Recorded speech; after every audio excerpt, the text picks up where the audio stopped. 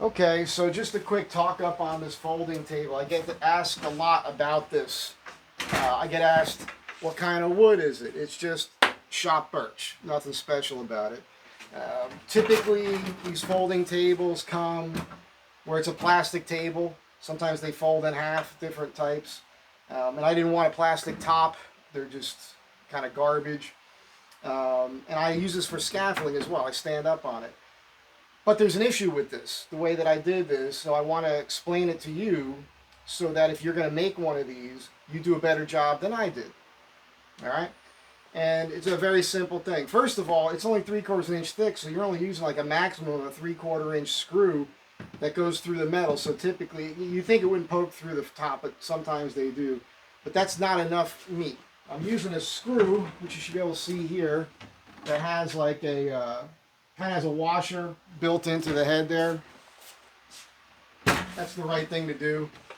But yeah, I put a lot of stress on this as I'm opening it up and taking it and closing it and everything else. And these screws have popped out on me.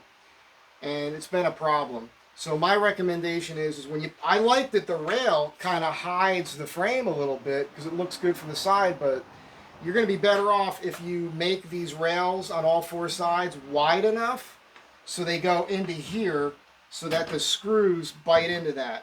Use your Type-On 2 glue. You can pin nail that rail all the way around it, and then you can use an 1¼ inch screw, which is going to keep these things from falling out. Because you'll see here what happens when I open this thing up. I put a lot of stress on this, and then if you go to move it around, what's going to happen is that the stress on this part will pull this open, and it'll want to pull these screws out. It's already happened to me a couple times. So I have to adjust the screw placement for now. So I'm just saying, to avoid that, add the extra material. When you make your rails wider, let's go ahead and glue and pin nail a block right where this is going to go, and you'll be golden. And if you don't want to see the sides, triple this up on the side. That's fine too. Of course, that's going to add more weight. What I'm suggesting right now with a wider rail isn't going to add a whole lot of weight to this table. This sort of system for job sites is fantastic. You could put this on the roof of your vehicle or something. It's that easy to set up, and again, it's strong enough for me to stand on. By making that rail wider, it'll make it even stronger.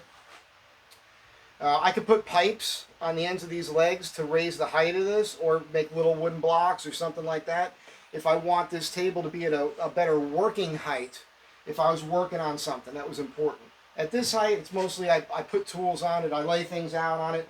But bending over like this, as you can imagine, when you're working, it'll work the small of your back too much. But it's easy enough to adjust the height with this that way. So now you know, just shop birch, a couple extra tips so it'll hold up better than mine does. And I hope this helps. Be kind to one another. I'll catch you in the next one.